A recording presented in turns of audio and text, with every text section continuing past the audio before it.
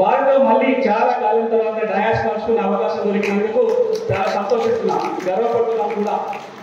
మీ గురించి వేసుకోలేదు మేడం, 20 సంవత్సరాల తర్వాత మళ్ళీ ఇక్కడ నిలబడున్నాను మేము కూడా. Thank you very much. ఆకలిస్తుంది అనుకుంటా, కడుపులో కాకుండా అయినా కానీ వినాలి.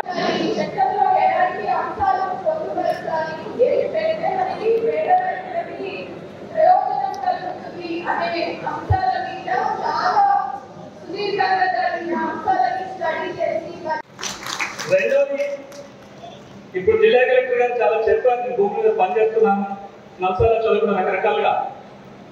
కానీ నాకు భూమి హక్కుల మీద ఏమీ తెలియనప్పుడు, భూమి చట్టాల గురించి, భూమి హక్కుల గురించి పనిచేయడం మొదలు పెట్టినప్పుడు నా చేతితో ఓనమాలు నిర్మించినప్పుడు పక్కనున్న సోదరి సమానాలు 20 ఏళ్ళుగా ఈ ఎదుగుదలలో ప్రతిసారి చాలా సంతోషపడే వ్యక్తి. నేను పనిచేయడం ప్రారంభించిన మొదటి 4 ఏళ్ళు వారితోనే ఉన్నాను.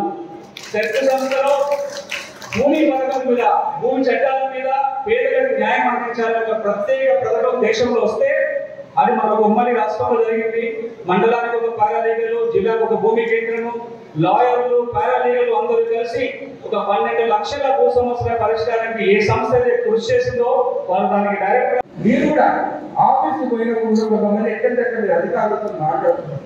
దయచేసి ప్రేమతో మాట్లాడండి, ప్రేమతో పని చేయించుకొని ఇంటికి వెళ్ళండి అని చెప్పి కూడా తెలియదు. ధన్యవాదాలు చెప్తున్నాను. ఇదే కాకుండా కొత్తూరు గ్రామంలో ఒకటి మేడం, కొత్తూరు గ్రామంలో అసైన్ ల్యాండ్స్ పాపం రైతులు వాళ్ళు ఉన్నారు దానిపైన, కానీ ఇప్పటివరకు పరిష్కారం చేయాలి. దాని ఏంటంటే ఎక్సెస్ ల్యాండ్స్ ఉంది, కొన్ని తక్కువ ల్యాండ్స్ ఉన్నాయి. ఒకసారి ఒక సపరేట్ డెడికేటెడ్ చేస్తే ఈ దళితులు మా వాళ్ళందరికీ పార్టీలో తొందరగా పరిష్కారం చేయాలని కోరుతున్నాను. థ్యాంక్